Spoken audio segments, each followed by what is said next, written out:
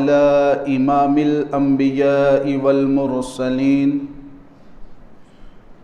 أما بعد فأعوذ بالله من الشيطان الرجيم بسم الله الرحمن الرحيم لقد جاءكم رسول من أنفسكم عزيز عليه ما عنتم حريص عليكم بالمؤمنين رؤوف رحيم صدق الله العظيم وبلغنا رسوله النبي الأمين المكين الكريم ونحن على ذلك لمن الشاهدين والشاكرين والحمد لله رب العالمين۔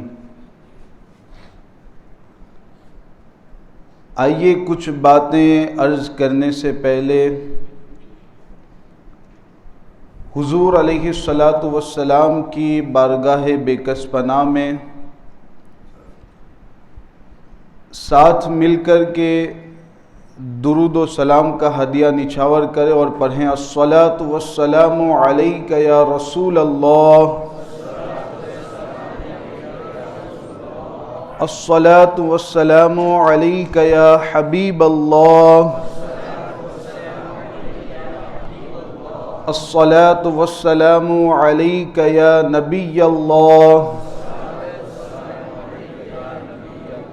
وعلی آلک وَأَصْحَابِكَ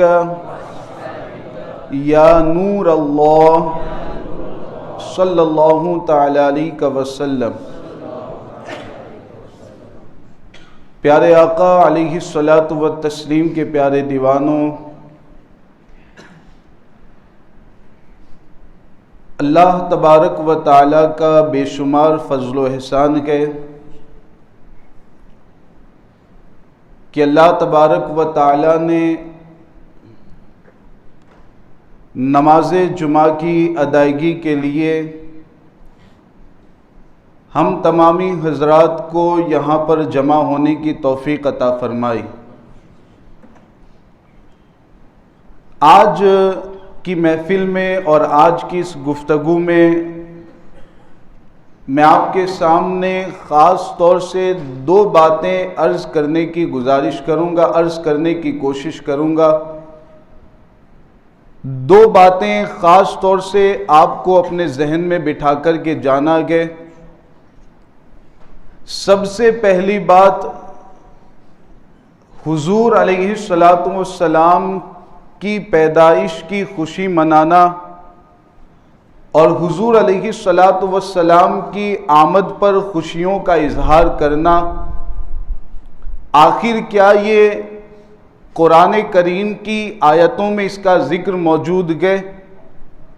حضور علیہ الصلاۃ والسلام کی احادیث میں کیا ہمیں اس چیز کا ثبوت ملتا ہے؟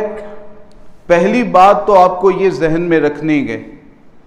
اور دوسری بات، عید میلاد النبی علیہ السلام منانے کے بعد اور حضور علیہ الصلاۃ والسلام کی آمد پر خوشی کا اظہار کرنے کے بعد آخر ایک عاشق رسول اور ایک محب رسول کی زندگی کیسی ہونی چاہیے، یہ دوسرے نمبر پر اس بات کو آپ ذہن میں رکھیں۔ انشاءاللہ تعالی دونوں پر میں کچھ روشنی ڈالنے کی کوشش کروں گا۔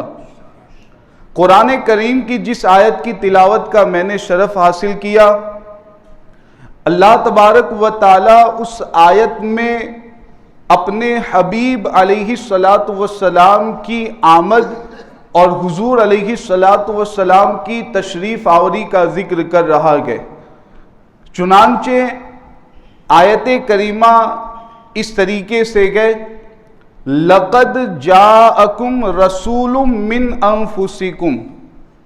اب آپ غور کریں، جو لوگ حضور علیہ الصلاۃ والسلام کی آمد کا ذکر کرنے سے انکار کرتے گئے، جو حضور علیہ الصلاۃ والسلام کی تشریف آوری کا ذکر کرنے اور محفلوں کو منعقد کرنے سے منع کرتے گئے، آخر قرآن کریم کی ان آیتوں کو وہ کیوں نظر سے نہیں گزارتے گئے؟ قرآن کریم کی یہ آیتیں آخر ان کے سامنے کیوں نہیں آتی گئے؟ اس آیت میں آپ دیکھیں اللہ تبارک و تعالی واضح طور پر اپنے حبیب کے تشریف لانے کا ذکر کر رہا ہے۔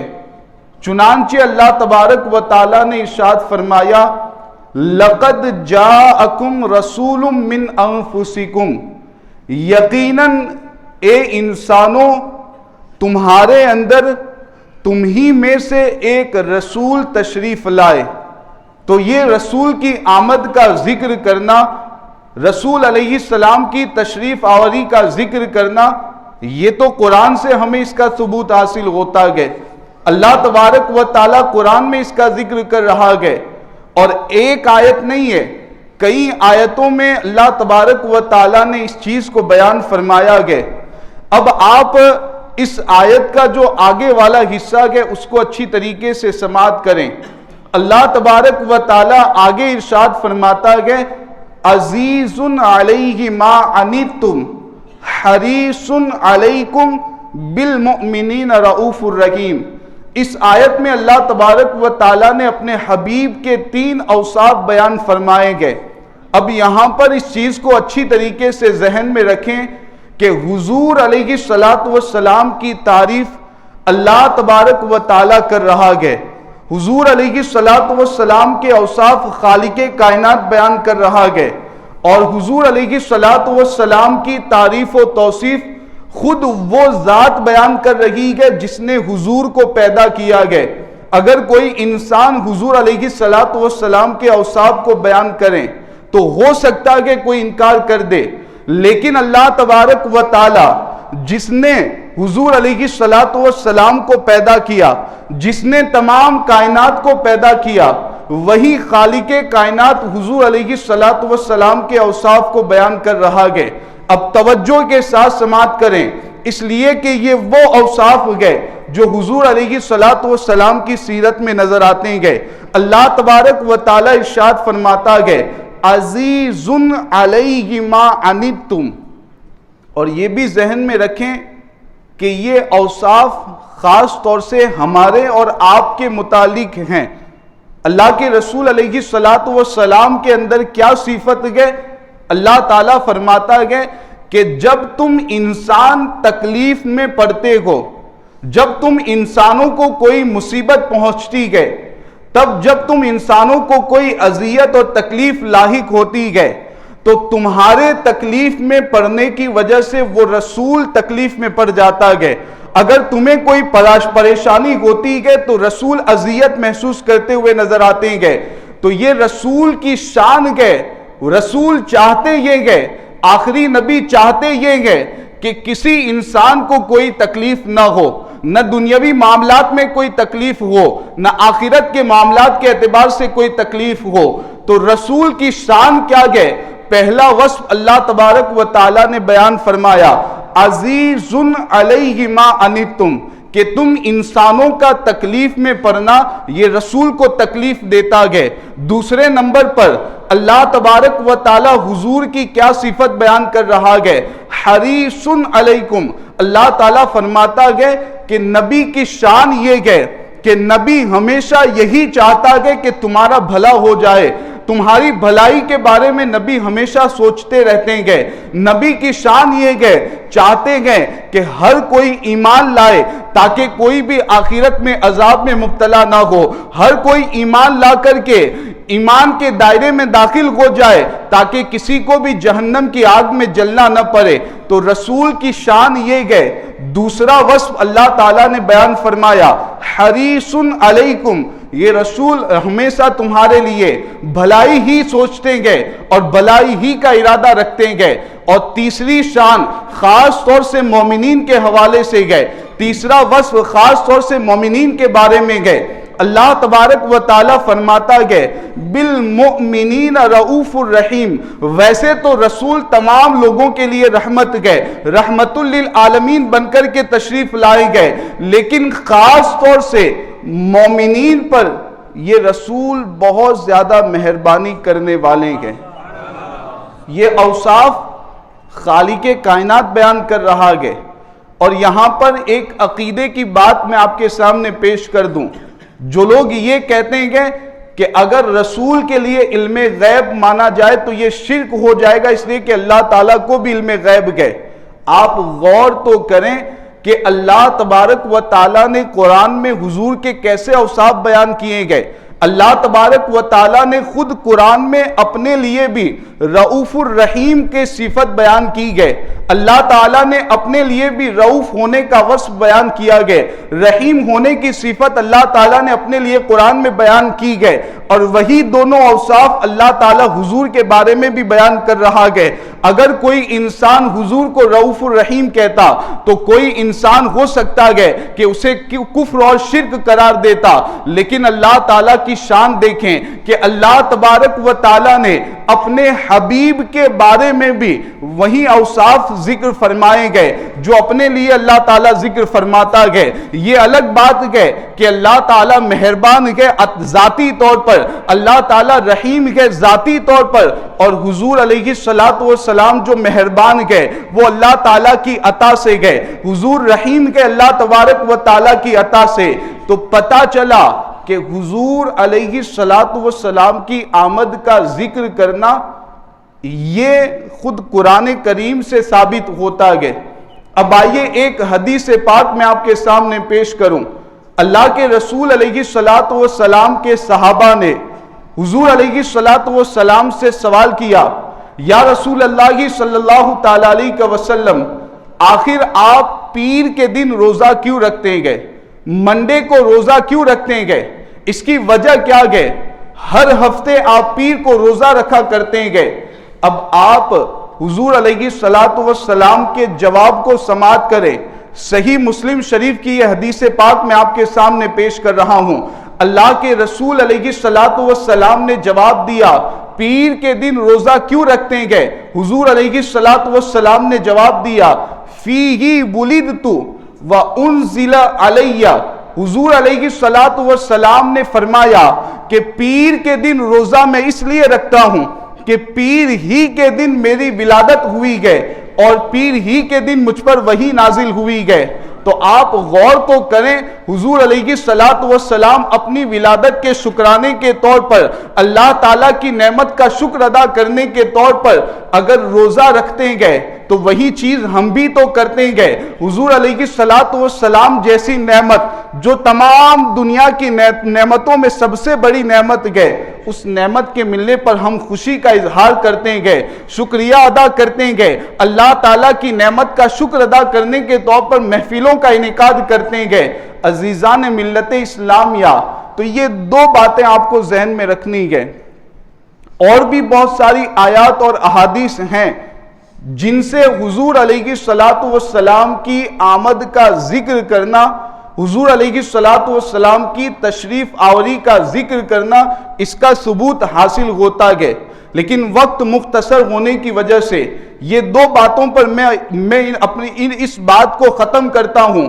اب دوسری چیز کی طرف ہمیں توجہ دینی ہے کہ عید میلاد النبی علیہ السلام ہم مناتے گئے، حضور علیہ السلام کی آمد پر خوشی کا اظہار کرتے گئے، حضور علیہ السلام کی تشریف آوری پر ہم محفلوں کا انعقاد کرتے گئے، بہت اچھی بات ہے، لیکن ذرا اس چیز پر بھی تو توجہ دیں کہ حضور علیہ السلام کی آمد پر ہم خوشی کا اظہار کرتے گئے، اور دوسری طرف ہم مسلمانوں کا حال یہ ہے کہ نماز کے اوقات میں منادی اللہ تعالیٰ کی طرف سے ندا دے رہا ہوتا ہے کہ آؤ فلاح کے لیے، آؤ کامیابی کے لیے، آؤ نماز پڑھنے کے لیے، لیکن ہماری حالت یہ ہوتی ہے کہ فجر کی نماز میں ہم بستروں پر لیٹے ہوئے رہتے ہیں، ظہر کی نماز میں ہم اپنی دکانوں پر بیٹھے ہوئے نظر آتے ہیں، عصر اور مغرب اور عشاء میں ہمارا حال یہ ہوتا ہے کہ ہم دوسرے کام کاج میں اپنا وقت گزار دیتے ہیں اور نماز کے لیے مسجد میں نہیں آتے ہیں۔ اسی طریقے سے آپ دیکھتے جائیں کہ عید میلاد النبی علیہ السلام منانے کے بعد عاشق رسول کی زندگی کیسی ہونی چاہیے، محب رسول کی زندگی کیسی ہونی چاہیے، حضور علیہ الصلوۃ والسلام کی محبت کا دعویٰ کرنے والا، حضور سے عشق کا دعویٰ کرنے والا، آخر اس کی زندگی کیسی ہونی چاہیے۔ آئیے قرآن کی آیات کی روشنی میں آپ کو بتاؤں کہ ایمان والا جو اللہ اور اس کے رسول پر ایمان رکھتا گئے، اس ایمان والے کا ایک چیز کے ساتھ بہت ہی گہرا تعلق گئے، ایمان والے کا ایک چیز کے ساتھ بہت گہرا تعلق گئے۔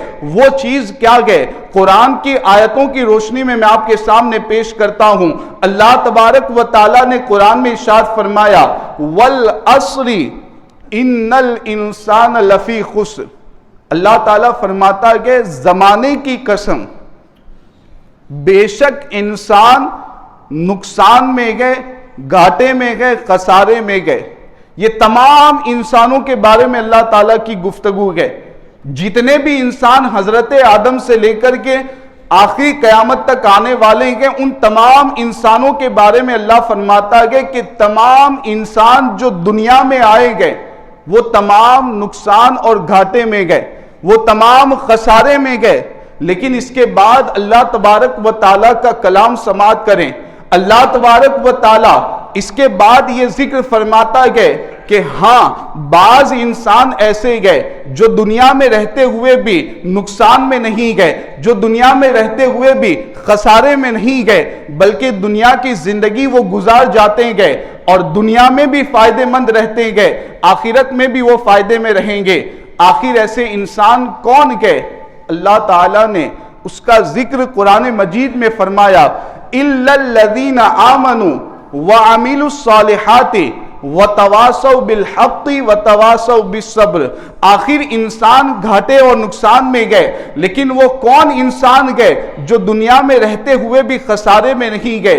اللہ تبارک و تعالیٰ فرماتا گئے کہ تین اوصاف جن کے اندر گئے، جس انسان کے اندر تین باتیں پائی جاتی گئے، وہ دنیا میں رہتے ہوئے بھی نقصان میں نہیں گئے، وہ دنیا میں رہتے ہوئے بھی خسارے میں نہیں گئے۔ اب ہمیں اور آپ کو غور کرنا گئے کہ آخر وہ تین اوصاف کیا ہمارے اندر موجود گئے، کیا وہ تین باتیں ہم میں پائی جاتی گئے؟ اللہ تعالیٰ فرماتا کہ پہلی بات إِلَّا الَّذِينَ آمَنُوا، مگر جو انسان دنیا میں آنے کے بعد اللہ تعالیٰ اور رسول علیہ السلام پر ایمان لائے۔ پہلی بات کہ جو ایمان لائے اللہ تبارک و تعالیٰ پر، جو رسول پر ایمان لائے۔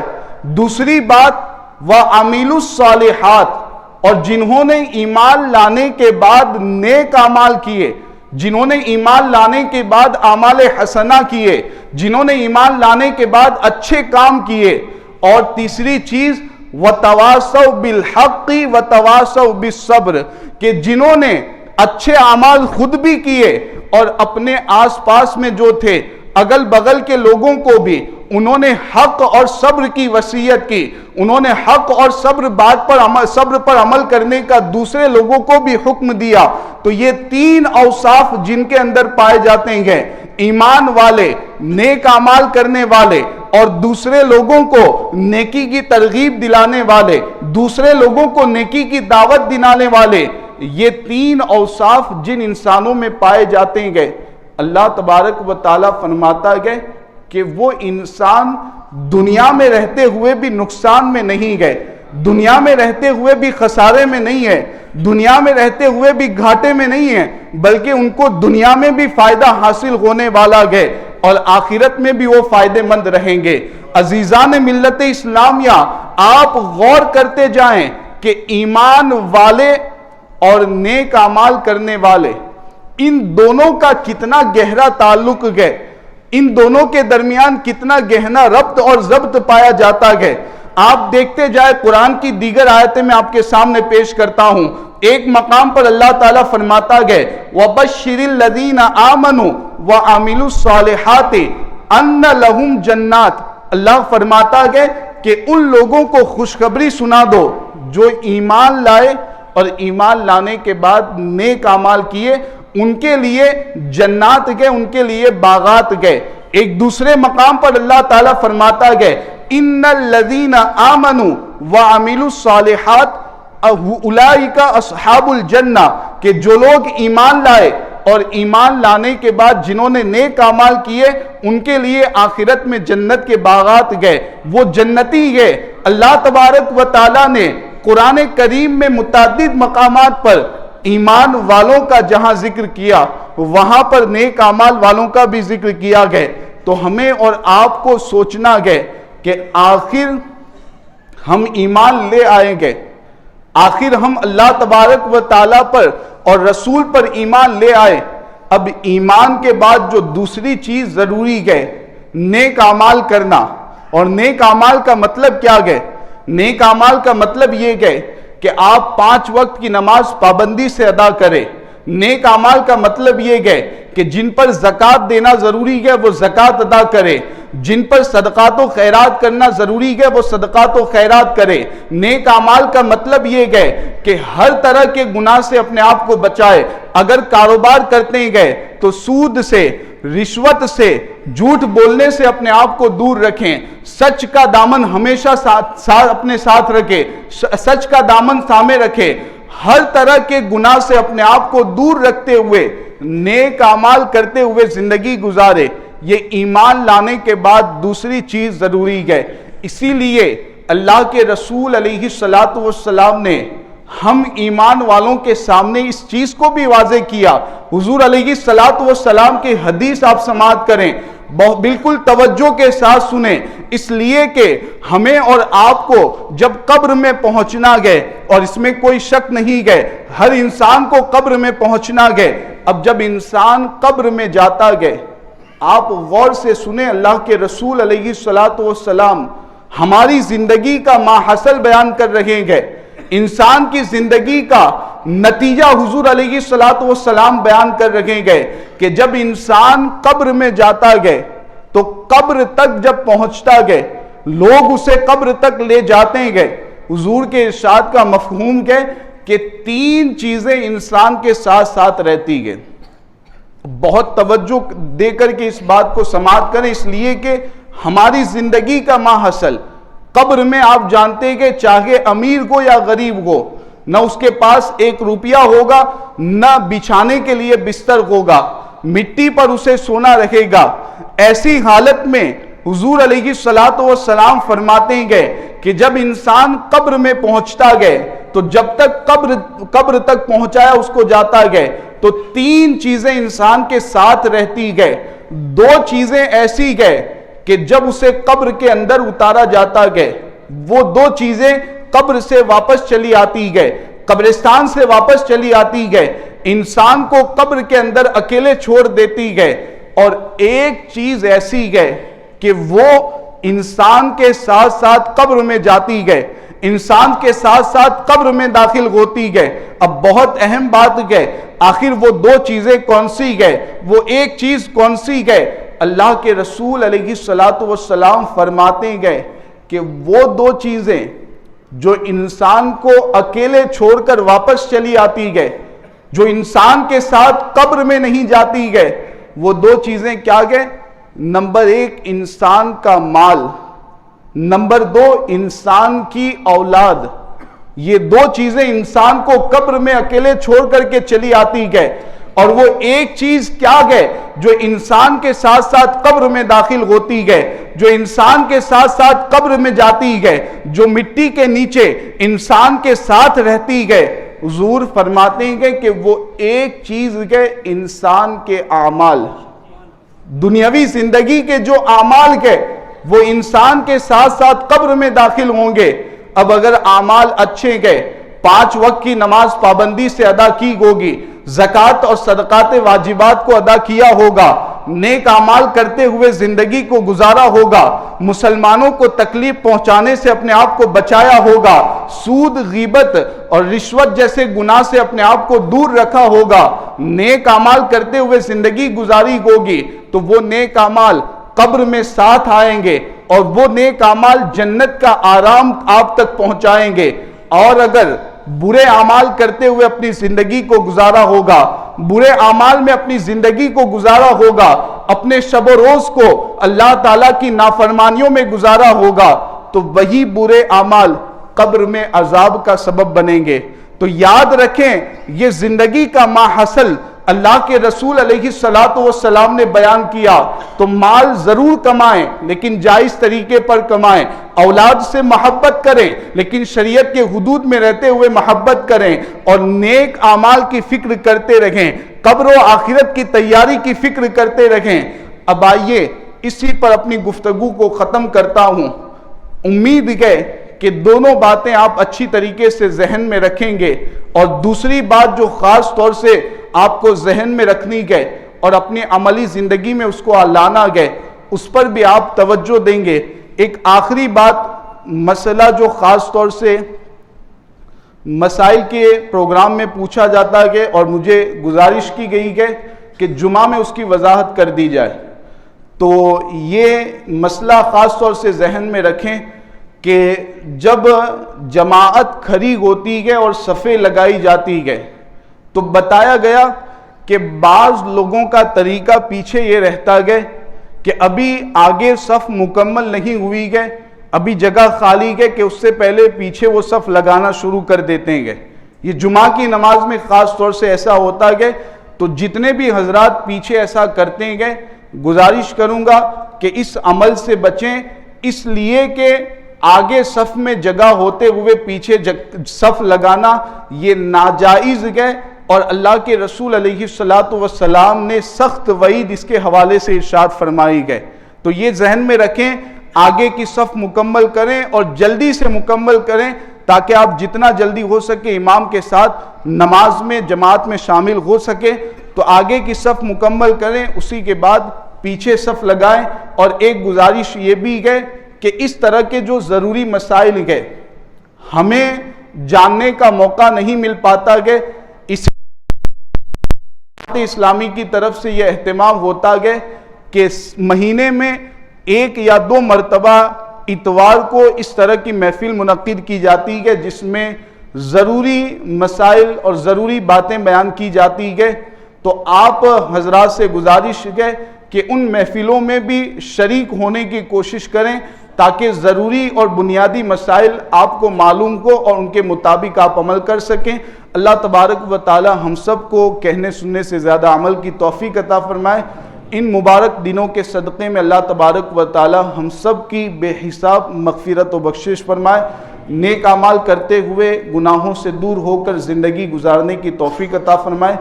استغفر اللہ ربی من کل ذنب واتوب الیہ وما علی الا البلاغ۔ السلام علیکم ورحمۃ اللہ۔